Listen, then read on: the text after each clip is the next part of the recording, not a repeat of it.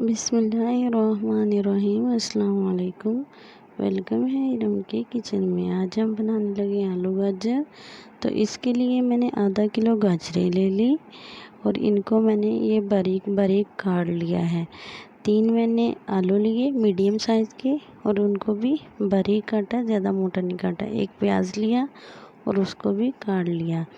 1 teaspoon मैंने कुटी हुई लाल मिर्च ली, 1 टीस्पून धनिया पीसा, 1 टीस्पून नमक, हाफ़ टी स्पून सुरख मिर्च और 1 टीस्पून हल्दी।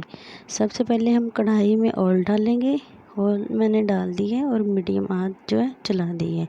तो अब हम इसके अंदर प्याज को डालेंगे। ये देखिए, प्याज को हम डाल के ज़्यादा ब्राउन नहीं करेंगे, सिर्फ थोड़ा सा हल्का सा फ्राई करके तो इसके अंदर हम जो मसाले हैं वो ऐड कर देंगे। हमने धनिया के अलावा कोई मसाला और ऐड नहीं किया, बाकी तो नमक मिर्च और हल्दी है। अब हम इसके अंदर आलू ऐड कर देंगे। आलू ना ज़्यादा मोटे हैं और ना ही ज़्यादा बारीक काटे हैं। तो अब हम 2-3 मिनट इनको भूनेंगे ताकि अच्छे तरीके से भुन जाए और थोड़ा सा पानी ऐड करके हम इसको भुनेंगे। ये थोड़ा सा पानी ऐड कर दिया और थोड़ी देर के लिए हम इसको भूनेंगे।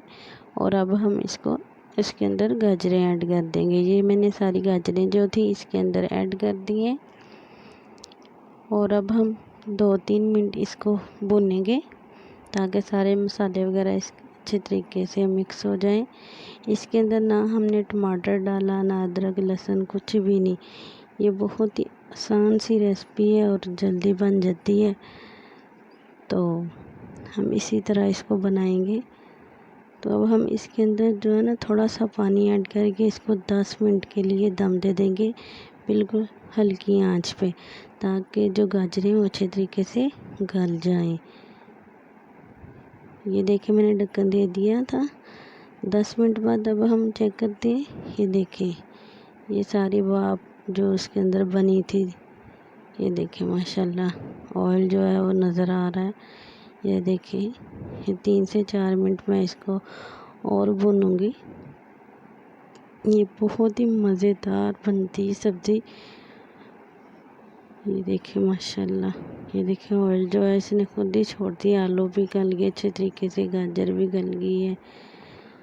तो अब हम इसके अंदर जो है ना सब्ज़ धनिया डालेंगे। आपके पास सब्ज़ धनिया है, पुदीना है, कुछ भी है तो वो इसके अंदर डाल दें।